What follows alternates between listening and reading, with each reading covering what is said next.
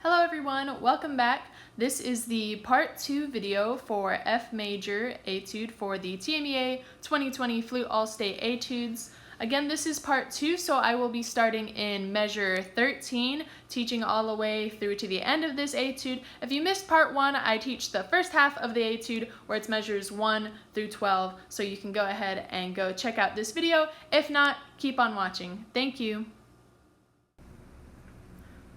Okay, so going to work on the next phrase. This is the fourth phrase, starting in measure 13, going all the way until the end of 17. And right now I'm actually going to focus mostly on measure 14 first, so you can go ahead and write down the timestamp in this video if you think you're going to forget how to play this measure or practice this measure. But this is measure 14, and I would say it's definitely one of the more challenging measures in this etude, and I would probably spend the majority of my time when you're first learning this etude on this measure so that you become really comfortable playing it. But here's how you practice measure 14. So we are in 4/4 time, and we do have 4 beats per measure. So this is beat 1, beat 2, beat 3, beat 4.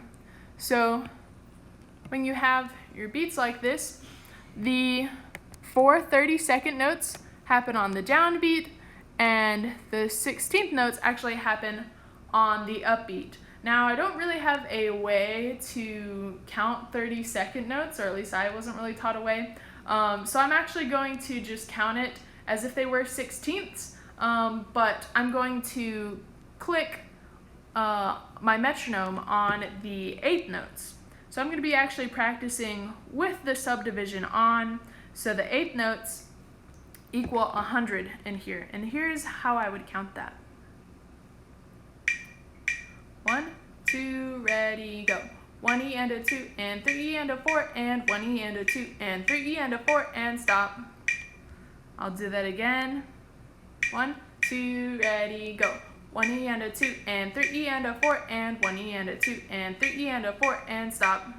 So again, this is 100. My metronome is clicking on the 8th notes, and basically when you have the subdivision on, you have 4 30-second notes to 1 8th note. So in here I'm counting them as 1 E and a 2 and, but they're actually 16th notes. So really I'm kind of like doubling all of the note values here to be able to count them at this faster tempo. So I'll go ahead and play through this measure.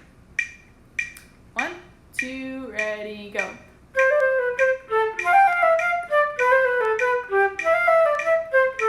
Again. 2, ready, go.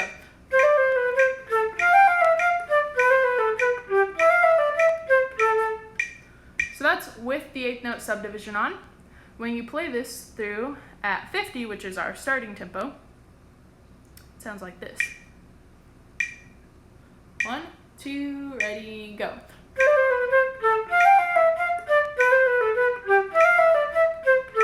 2, again, go.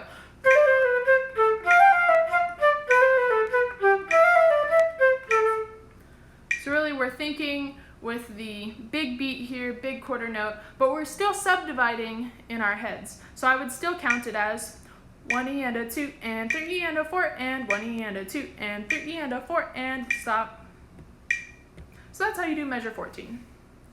I'm going to play through the whole phrase now. Actually, nope, we're gonna make a stop right over here at measure 16 and measures 17. So these are actually double dotted quarter notes, okay? And I might have explained this in a previous video, but I'll explain them again here. So basically, you have a quarter note plus the first dot plus the second dot, and each dot is worth half of the value of the note or dot that it follows. So if this gets 1 beat, then this gets a half a beat, which is actually, equal to an 8th note, and then half of half is a 4th. You can think, as if you're like cutting a pie into slices, and so this is actually worth a 4th of a beat, which is a 16th note. So we have what this equals out to is a quarter note from right here, right? And then we have plus an eighth note, which can actually be divided into two 16th notes. And then we have that third 16th note from over here. So we have three 16th notes in there. Excuse me. So it actually equals a quarter note plus three 16th notes, and they're all tied together. And so I would actually think about this in the 16th note subdivision. So we would have one E and a two E and. So I would say that in my brain and actually practice it like that in measure 16. So I'm going to put the 16th note subdivision on. And I'm going to think one E and a two E and. And that's the length of a double dotted quarter note, and playing it at this tempo of 50. So here's what that sounds like. I'm actually going to tongue the subdivision first to practice that. So I'm thinking one E and a two E and that's what I'm going to tongue and play. So this is just the A, practicing that subdivision. 1, ready, go. Again, thinking one E and a two E and. Now I'm going to add on this G natural right here. So that happens on the or the fourth 16th note of count 2. So still subdividing with the tongue, it sounds like this. 2, ready, go. So you're thinking one E and a two E and G F. One E and a two E and G F. Sounds like ready, go.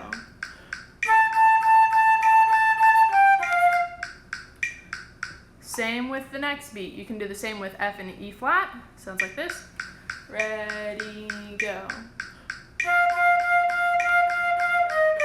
Again, go. Next beat, starting on D natural. Ready, go. Again, go. Next count, starting on B flat. Ready, go. Again, go.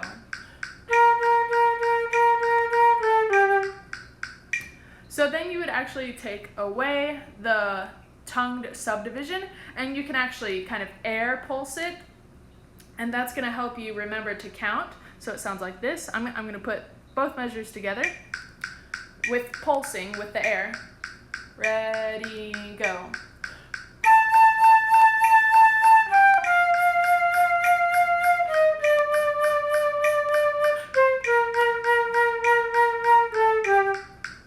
So really I'm just kind of doing connected air accents in there to pulse the subdivision. Now I'm going to take away the pulses and I'm going to think the subdivision. So we're still, obviously there are trills here. I do see that they're trills, but I would put them in after you're really comfortable with the rhythm. So here's what it sounds without the pulsing and without trills, just playing the rhythm. Still thinking one E and a two E and G, F.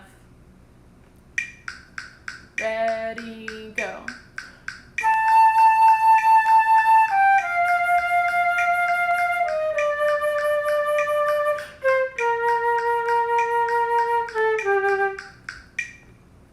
Awesome. Now the next step is to add in the trills. So I'm going to go over the notes for the trills. So we have A natural trilling to B flat, then we're trilling F to G. So again, trills work within the key signature usually. So for example, we're in the key of F, so that's why we're trilling A to B flat on the first one and then F to G in the second one. However, we do have this flat in measure 17 over the trill. You can see that right here, that little flat right there means that you're trilling from D up to E flat. So you're still trilling up to the next note in the scale, which would be E. However, there's a flat there indicating that you will be trilling from D to E flat. And then this one's B flat to C. There's not really any good You don't really need any trill fingerings in here because when you're playing the regular notes, you are only still moving one finger, so you don't really need to go and look up any trill fingerings here. All right, I'm gonna play it with the rhythm and now adding in the trills. However, I would practice this without the ornament, and the trills are the ornaments, and then I'd go back and forth between playing with the trills, playing without trills. But make sure you really get that rhythm first. Okay, playing with trills. 2, ready, go.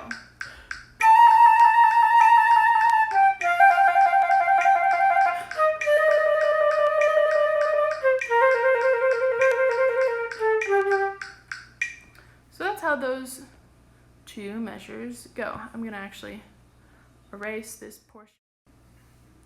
I also wanted to point out that there were errata or corrections to that measure right there. That is an E natural, and then we have a B flat. So I wrote those in for you, and I made this rhythm a little bit easier to understand. Double dotted quarter note equals 1 E and a 2 E and then you have the missing 16th note happening after that. So I'm gonna go ahead and play through all of phrase number 4, starting up here. I'm gonna take off the 16th note subdivision. Okay, 1 and 2, ready, go.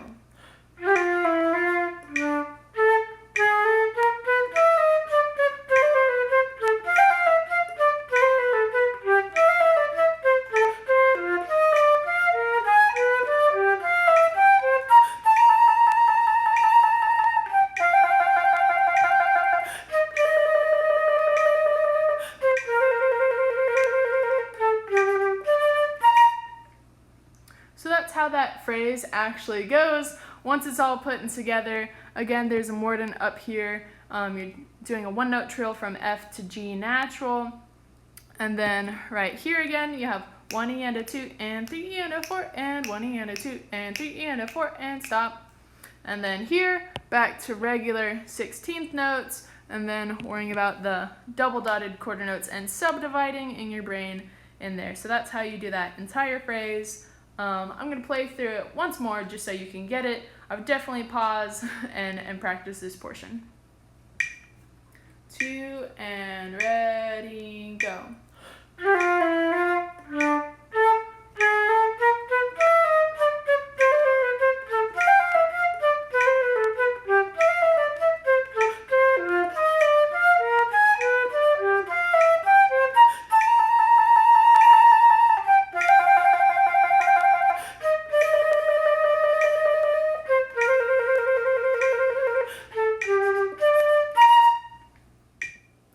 Okay, so now you will probably want to pause the video and you can work on any sections up to this point, or maybe preview the next section before I go through it and teach it all. But I would definitely recommend, doing a lot of reviewing when you're practicing through this. I'm not going to go back and review it at this point, but definitely make sure that you're pausing the video and, start putting measures together. Maybe you're still practicing one measure at a time. You can go ahead and put measures together, put phrases together, then maybe play through the whole half, and then play through it all the way up until this point.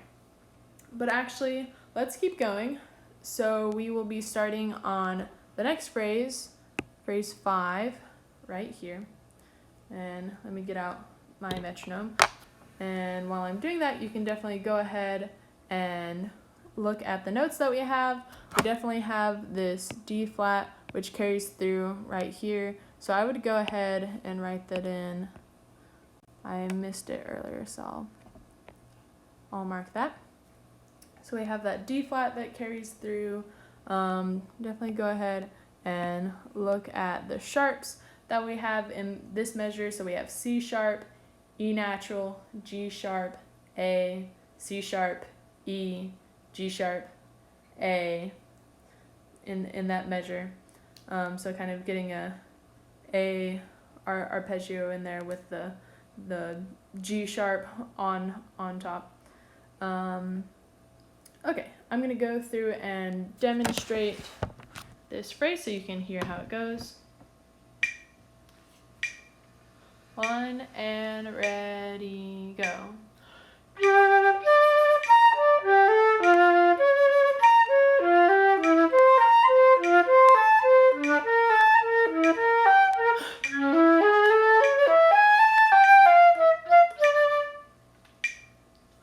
Alright, so you definitely want to work on these leaps in that measure. That might be something that you find challenging. You can play, so for example, if you were to work from C up to B flat, first I would play through a scale. In this case, the F scale, because we're in F.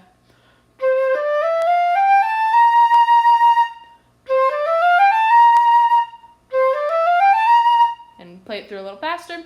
And then maybe you just have one note in between, so we're going to kind of subtract some notes. So maybe I'll play C, E, G, B flat.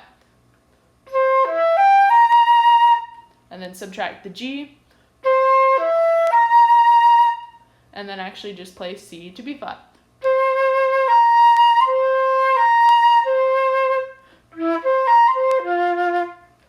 And you want to really get a good tone on these low notes in here, especially because they have this marking, which basically means to, kind of give it some weight and make it a little longer, but you still want a little bit of light or a little bit of space between the next note. So it's kind of like, long but still a little short, so a little bit of light or space on the other side. Or rather just more making sure that you have a really clear, confident low register tone that's really going to make those notes kind of pop out. And so that's a really fun measure once you get a hold of it. So I would play through those slowly, just making sure that your tone is as clear as possible. So let's do that. And I'll just play it through without the metronome.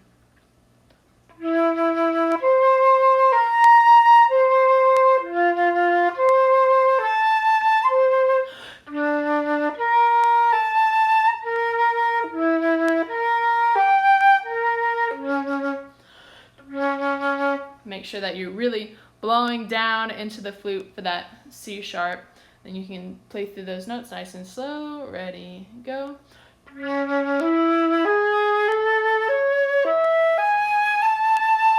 I would just sort of isolate that and practice that.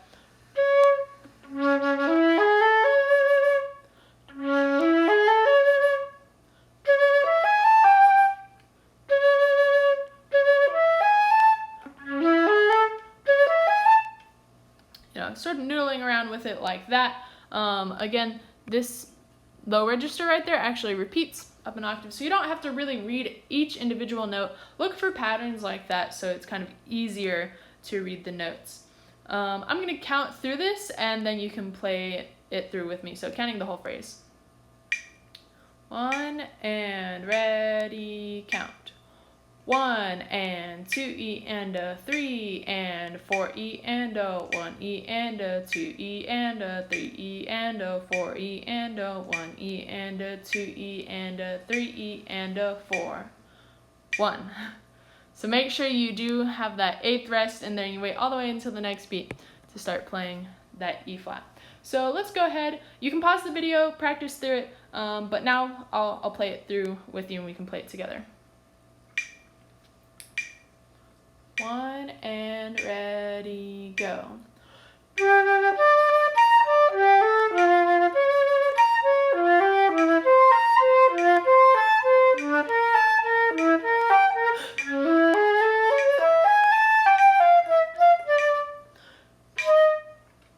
So still practicing that rest with the metronome, definitely so you don't skip ahead too early, because that's also a common mistake that students often make, is they skip or they rush the rests. All right, so actually we'll play through that again and we'll add on 2 measures before that, so starting in 16. Ready, go.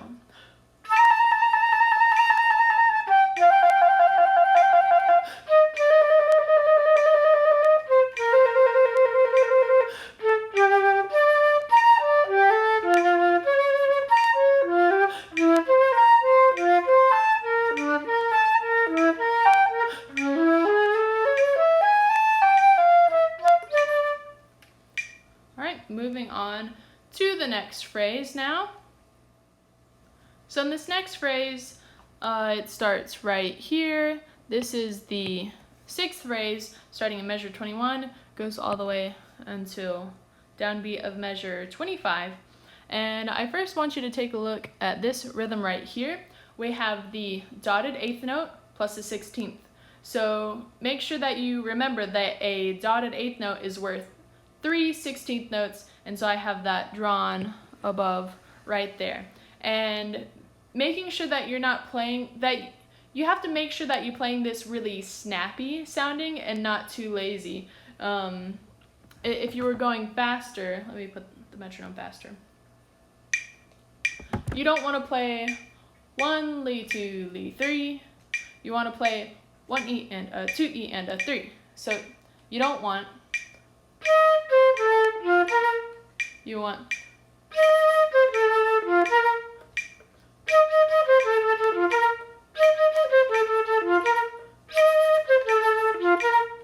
so that's what you do want. You want it sounding really snappy. You don't want it,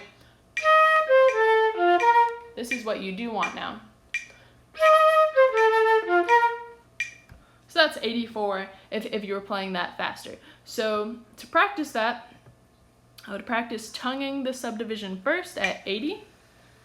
And so again, that dotted 8th note gets 3 16th note. And so tonguing that subdivision sounds like, ready, go.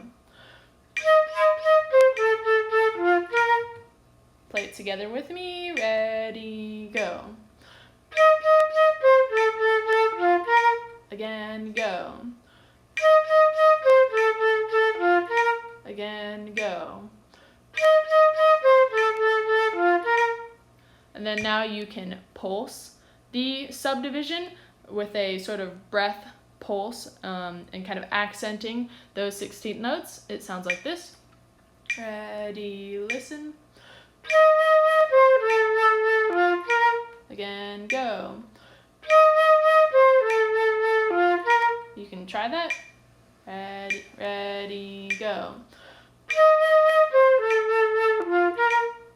Okay, and then now you want to think. The last step is to think the subdivision. So first I tongue it, then I pulse it, then I make sure that I think the subdivision, and then I continue to always thinking that subdivision so that I'm making sure I'm playing this rhythm correctly and nice and snappy at really any tempo that I set my metronome to, that it's very precise and not kind of a guesstimate. You don't really want to guess at the rhythm. You want it to be really accurate as possible. So now let's think the subdivision. So still thinking 1 E and a 2 E and a 3.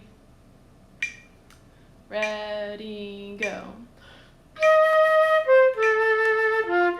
Again, go. So making sure that you have that foundational rhythm solid first is definitely really helpful before you actually start adding in that trill. So that first trill is from E flat to F. You can go ahead and write that in on your own copy of music, E flat to F. And what I would do is I would just use a trill fingering.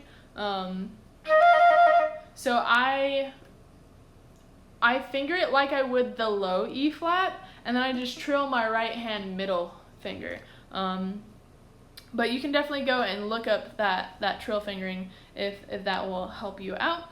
And then the low A, it's A trilling to B flat. So definitely use your thumb B flat to be able to trill that, especially since it's followed by B flats after. So definitely you can use your thumb B flat here. However, you want to make sure that you're using thumb B natural. So I'd mark in that B natural over there. So here's what it sounds like with the trills. 1 E and a ready, go.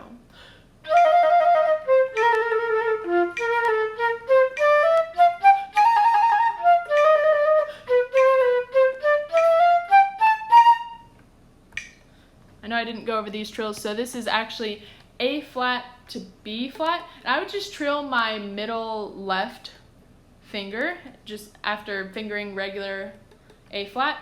And then this right here, because it has the flat right there on top, it's D natural trilling to E flat. So make sure you get that E flat. However, you will be playing an E natural following afterwards. So I'm going to play through that again. You can definitely play it along with me. Maybe you're not comfortable adding in the trills yet because you don't have all the fingerings worked out, but definitely get like a trill chart. You can look one up online. That's a really helpful resource just in all of flute playing. You can play it without the trills and then practice adding the trills in, in a couple weeks once you're really solid and accurate with this rhythm and you're not like fudging it or guessing it in any way. So here's what these two measures sound like. Ready, go.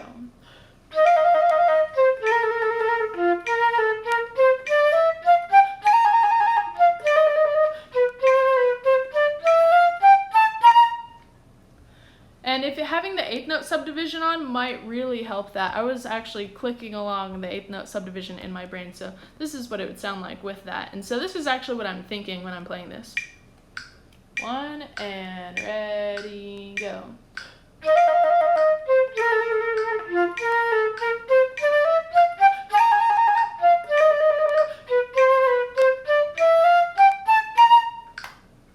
So that's at 50 with the eighth note subdivision.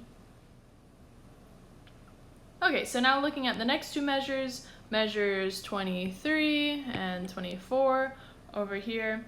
I would first just look at the notes without the articulation. You can look at the articulation, but we'll look at that in a second. So let's just play the notes nice and slowly. Maybe giving every single note, give it 2 clicks. So just holding out each note for 2 clicks. Oh, I'm going to take off the subdivision real quick. Okay. 2 clicks per note. Ready, go.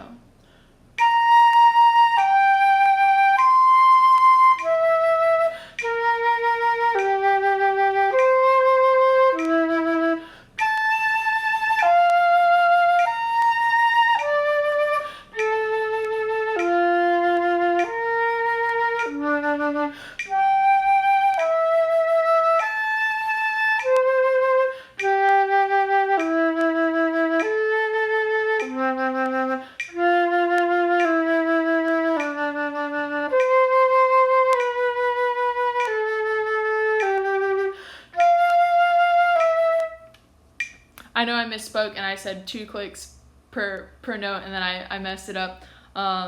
Yeah, that was just one beat, so if you want to go back and try it again, but I think it'll be okay.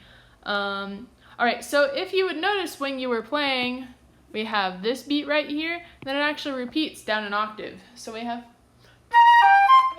and then it echoes nice and softly down an octave, and then we keep going with the same thing. Okay, and then we go back again.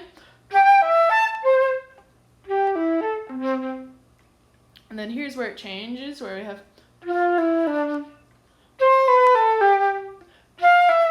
So I kind of also think of those as step 1, step 2, step 3.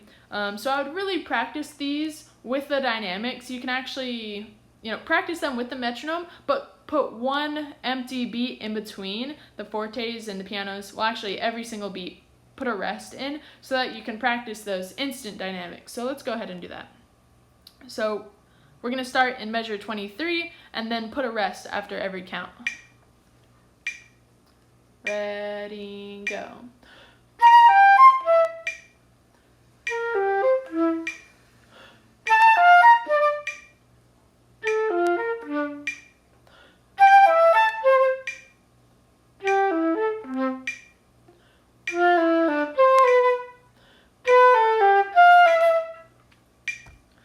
And then you would actually take away those rests, so let's do that now.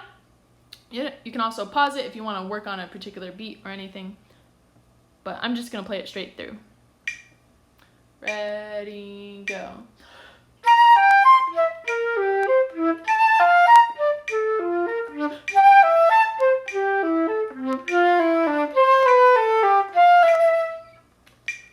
Alright, I'm going to go back and actually play through this whole entire phrase, and you can play along or listen. It's up to you. So starting in measure 21. 1, ready, go.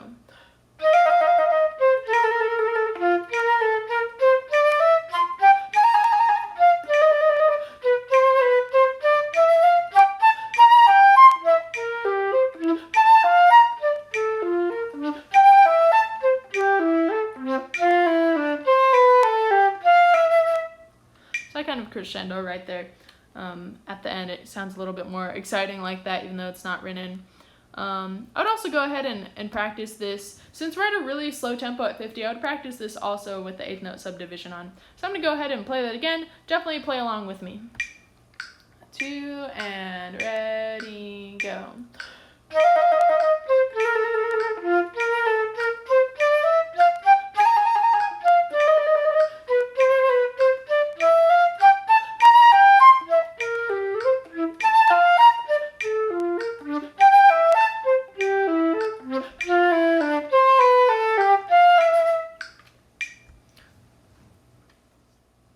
And now to practice the last 2 measures of the etude, I would actually probably tag these on to the previous phrase. However, just for practice purposes, I like to isolate them just because of the challenges inside them. So in measure 25, what I'm really thinking about is, if you would look, there's definitely these big leaps. It starts off pretty small, and then as it progresses, it gets pretty large, playing all the way from low D up to the E above the staff.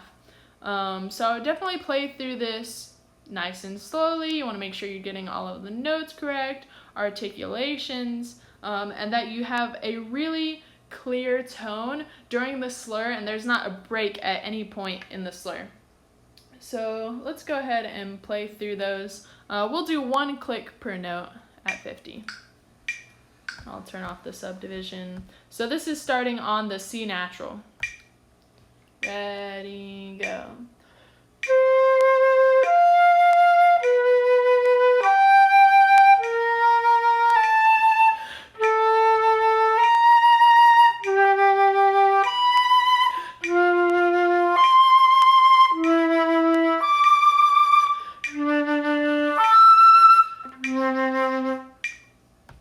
Alright, so playing through that nice and slow. You can even fermata the notes and play it whatever tempo that you want. Just really playing it slow to have great connected notes and a beautiful tone.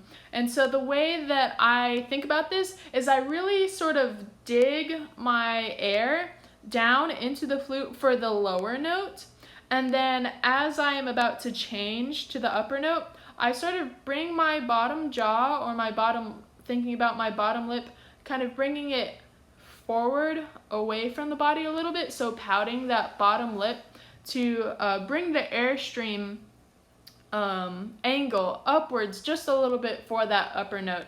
And so you really want to think about changing the air angle. If you're just kind of blowing in the middle of the notes, you're going to get a really like fuzzy tone.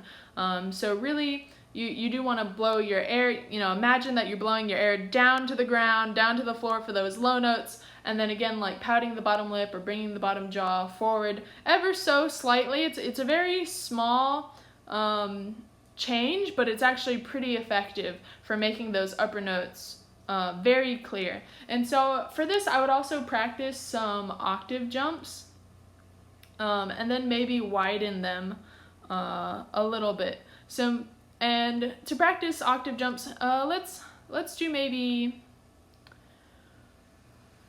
we'll try to practice for this right here. So let's actually start on the E natural, the 4th space in the staff, trying to slur up to that high E natural, and then we'll keep widening it. So first I would go chromatically, starting on that E natural.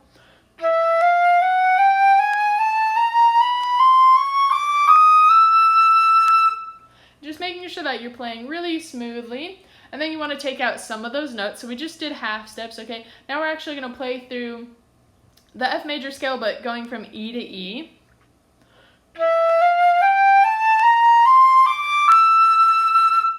And then we can go ahead and take out a few more of those notes. Maybe we just play G natural and B flat up to E. So we play,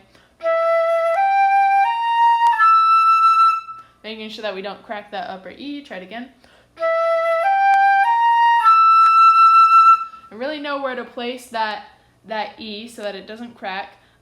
If it cracks upwards, it means that your air angle might be a little too high, and you might have to bring it down a little bit. And so that's usually kind of what happens is we might overestimate that high E and tense up, and then it just cracks in a very like shrill. If it cracks under, where it's,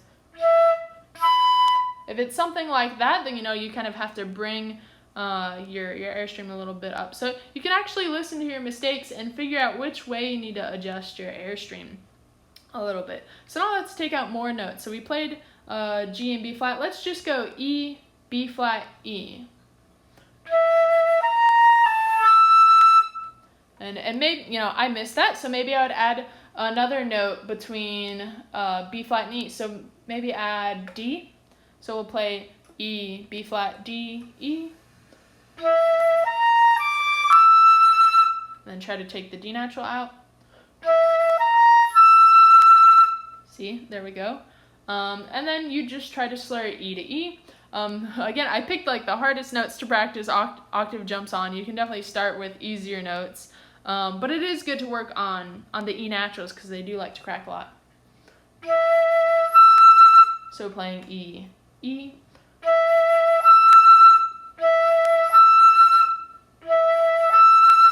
Making sure that it's really smooth. And then you can go one step downward, so kind of lowering that note. So now let's do D in the staff up to E.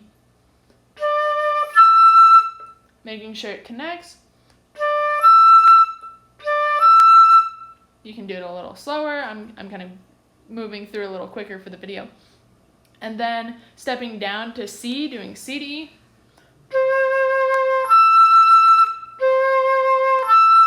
Stepping down to B flat.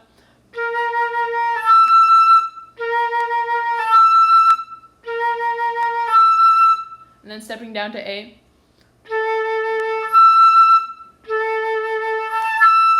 This one might be a little bit harder because the E is actually a harmonic of A, and so you have to be really precise when you're doing that. Let's step down and go G to E.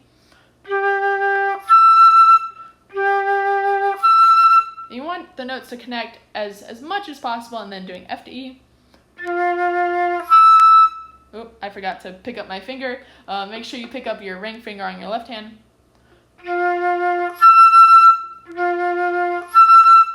And then stepping down, let's do E, which is bottom staff E, up to that E.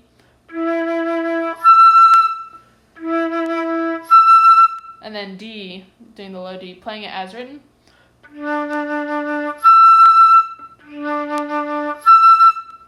So you can practice it through slowly like that, and then keep going. But once you kind of practice that large interval, the other ones are, a little bit easier. So let's play through those. Let's do them in eighth notes. So they're gonna sound like, just listen, ready, go.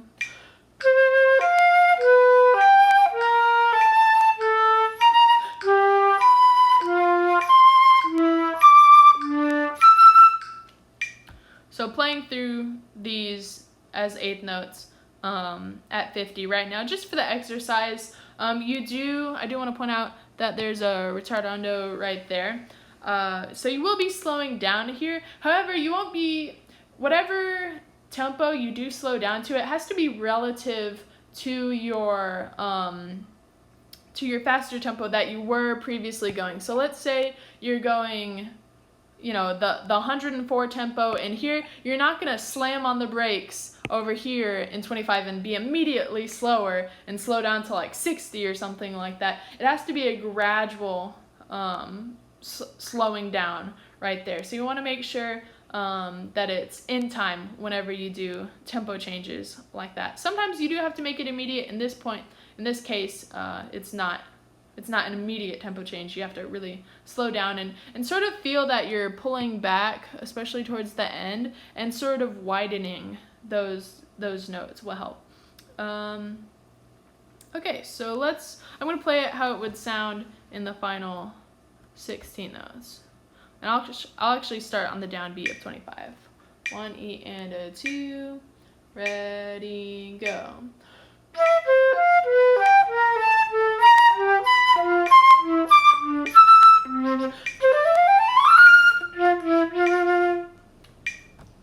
So this right here is actually a C major scale up to F. So I would actually write in like C major right there to help you with that. Everything is natural. Actually it's not. Sorry, I misspoke. It is actually F. It's F major, starting on C, slurring up to F. So we do have that B flat right there. So make sure you don't miss that. I would practice it in groups. So let's see, how many notes do we have? 1, 2, 3, 4, 5, 6, 7, 8, 9, 10. So you could practice the first 5 and then the second 5. So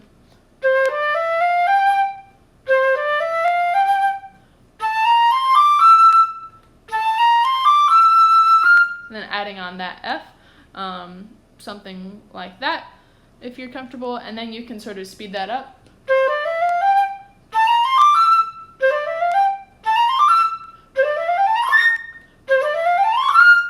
Without cracking the notes, and getting it faster.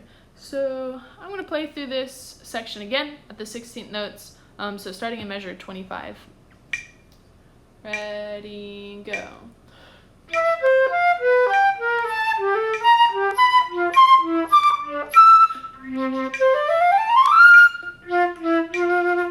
So this does have to happen all in one count. However, you'll already be slowed down by that point, so it's not going to it won't have to be too brisk, and you can kind of go as, hopefully as fast as you can.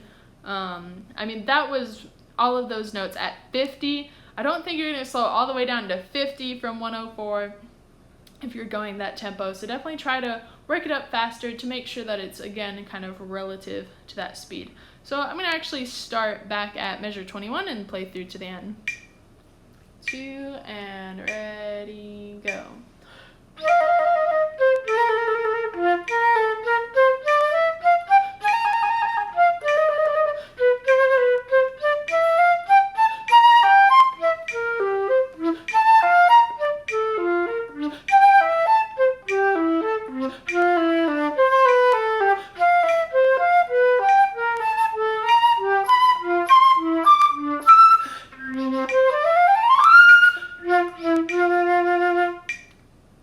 And there you have it. That's the ending. So I'm going to play it through one more time. I might actually have to stop and move the page a little bit, and then that will be it. Okay, so this is my final playthrough of the etude.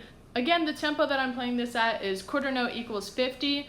You're definitely going to work on this in small phrases or small chunks until you can be able to work the metronome up gradually. So for example, if I was having issues with the first phrase, I'd play through it once. If it's perfect at 50, I would click up the metronome and play it at 54. And then, if it was great, I'd click it up, play it again.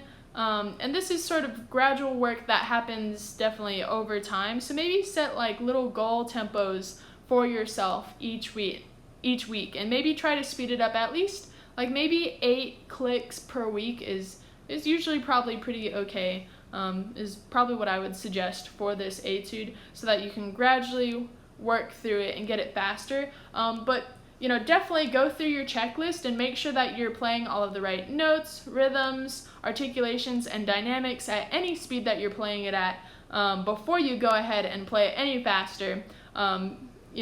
The thought being, if you can play it through slow perfectly and you just, put on building blocks and kind of build and grow and make it a little faster, then it will be all correct and you'll have built in all of these good habits, and you won't have been practicing any bad habits. But you can see sometimes I make mistakes, even in this video. Everything's not as perfect as ideally as I'd want it to be, but I didn't edit those out because I don't think it really inhibited the playing in any way. And mistakes are kind of a natural thing and nothing to be afraid of, but you definitely want to correct them as soon as possible. So if you're missing the same thing maybe 2 times, 3 times, I would definitely be like, okay, I'm actually making this mistake and I don't want to practice it wrong. How can I work on this and practice it correctly? So definitely thinking about those things throughout your practice session and making goals for yourself will help you to practice as efficiently as possible. So here we go. 1 and 2, ready, go.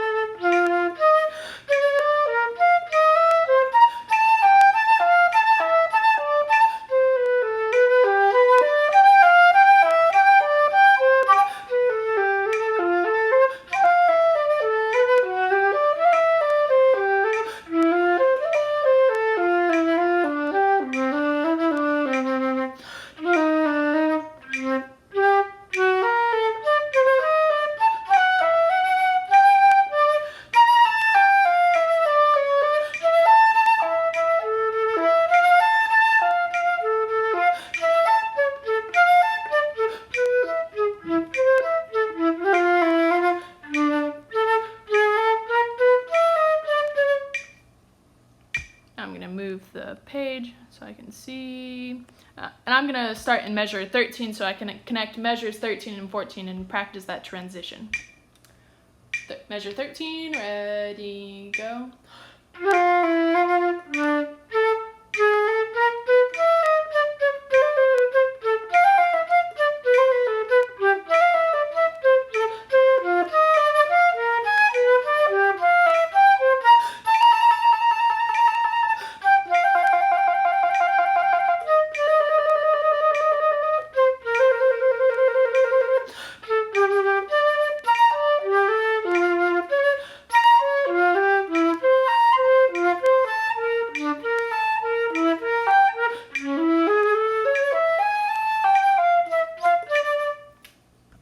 Move it once more so I can play from measures 21 through to the end.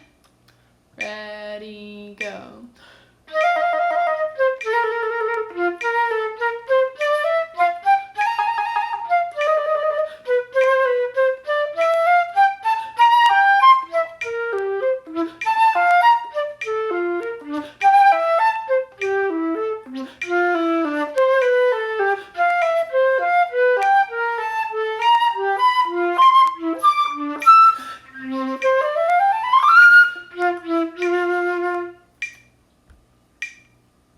All right, and that's everything I had. Thank you everyone for listening.